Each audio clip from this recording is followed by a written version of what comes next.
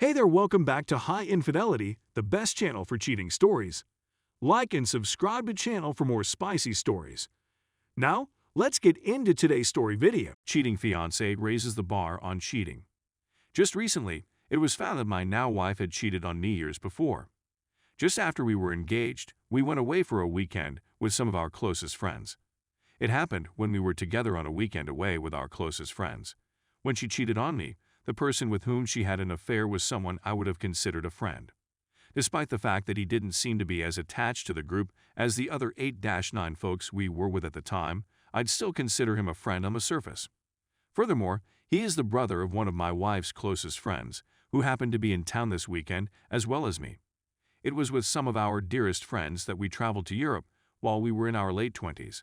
This was something that we did on a regular basis as a group. We'd been drinking and socializing throughout the day and early evening. When we returned to the campsite a few hours later, we realized we needed more supplies than we had brought with us from the campsite. I had intended to run to the store while my sober companion drove me there. Suddenly, just as we were about to leave, I received word that my fiancé had left the house with the issue in mind, seemingly sneaking off when there was no reason for being secretive, unless I was advised that he was supposedly sober and safe to drive to the store, and that she wanted cigarettes. She wasn't a smoker, although she did use on occasion when intoxicated at the time. I agreed to go with them. This caused me to get the most unpleasant feeling of uneasiness as soon as I heard the words. In addition to the circumstances, there is a profound intuitive gut instinct that guides her decisions. I've never been someone who was extremely insecure, jealous, or dominant. Despite the fact that I'm sure things have changed on some levels since then.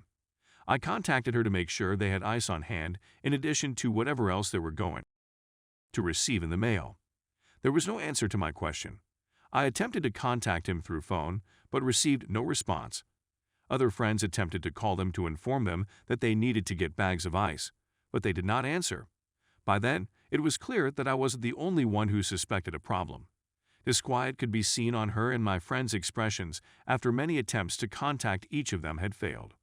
The fact that everyone knew and or saw what was going on in my thoughts, I assume, was the cause of their scurrying away. The realization that I was not the only one making connections in this place was unacceptable.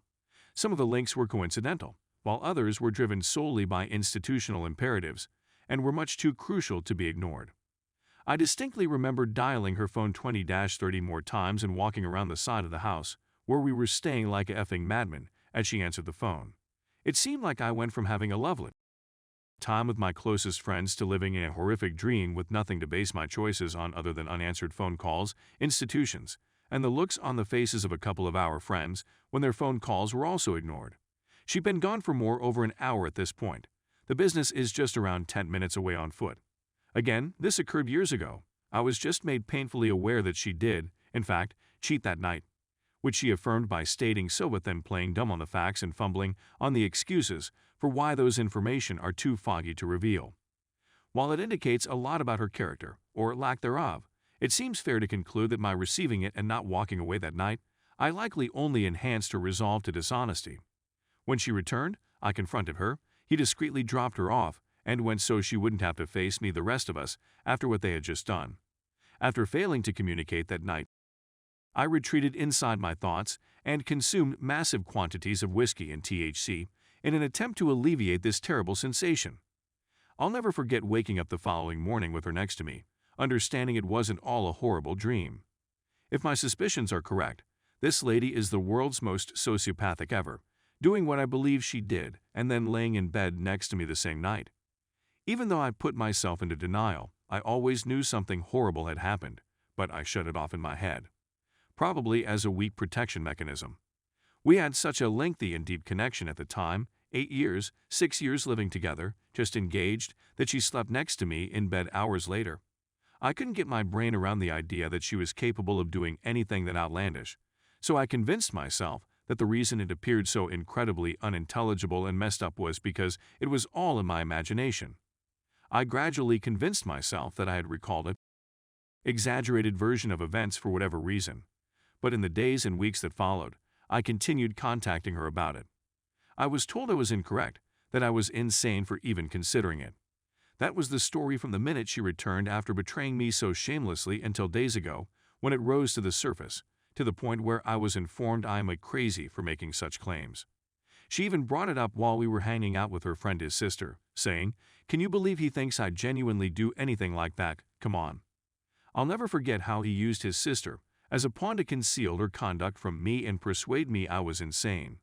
She kept it a secret from her friend until I found out for sure. If I were this buddy, she'd be dead to me. He avoided me like the plague after that, and I told myself that it was because he had heard of my suspicions and, being innocent, he didn't want to become involved. He told his pals that he was afraid of me, should have seen it for what it was. I'm curious as to why. It's worth emphasizing that this person was conceited and a well-known womanizing narcissist. He even boasted about prostitutes and having a high-priced coke habit. While sharing this will almost certainly make me look even more insane for not running as far away from her as I could that night, even though I was there for it. It seems fictional when I write it down. This dirtbag even bragged to all of the guys when we were busting his balls hours before that he is in fact such a legit that he is likely littered with STD and / or HIV from all of the unprotected he had. This is the real kicker. We joked about his remark with my fiancé and his sister that day, so she was completely aware of what he said yet chose to cheat on me with him. The specifics of how far it progressed are unknown. There was no intercourse, according to her and another individual with whom he related the account. But, although it's fair to say I'm an idiot, I'm not dumb enough to tolerate anything less than they're engaging in the most disgusting and humiliating types of unprotected. It would be absurd to suppose she couldn't accomplish it all if she was capable of achieving what she did. This piece of human garbage is one of those stereotypical D-bags that personifies the caricature of an arrogant misogynist who believes his money elevates him above all others. His funders are rather immaterial in this context, since I did do well myself.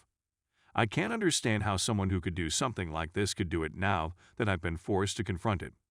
Just days after saying yes to their fiancé, 7 years of cohabitation, and be able to go on in a marriage while still looking me in the eyes and holding this secret. Not to mention God knows how many other terrible secrets. I can't think of any reasons to defend the idea that she isn't / wasn't or will never be capable of being unfaithful in the past, present, or future. My denial enabled her to sweep it under the rug, and she slept well as a result. It frightens me. I don't know how to absorb this stuff if a fiancé can cheat while spending a weekend away with close friends and do it in such a casual and reckless manner that everyone there is uncomfortable forced to see these red flags. All of the characteristics I believed characterized a strong-willed person were, in fact, features of someone who does whatever they want, whenever they want with little regard for the effect on others. Particularly when we were in our 20s and alcohol was involved. Not talking whenever she did anything I didn't think was okay, or even when I thought something was wrong. Merely for adultery, she just denied it, and when denying doesn't work due to witnesses and collateral damage, she just calls me crazy and buries the memory till, in some situations, she has persuaded herself she didn't do anything wrong. For a long period, I suffered with despair and the effects of gaslighting. I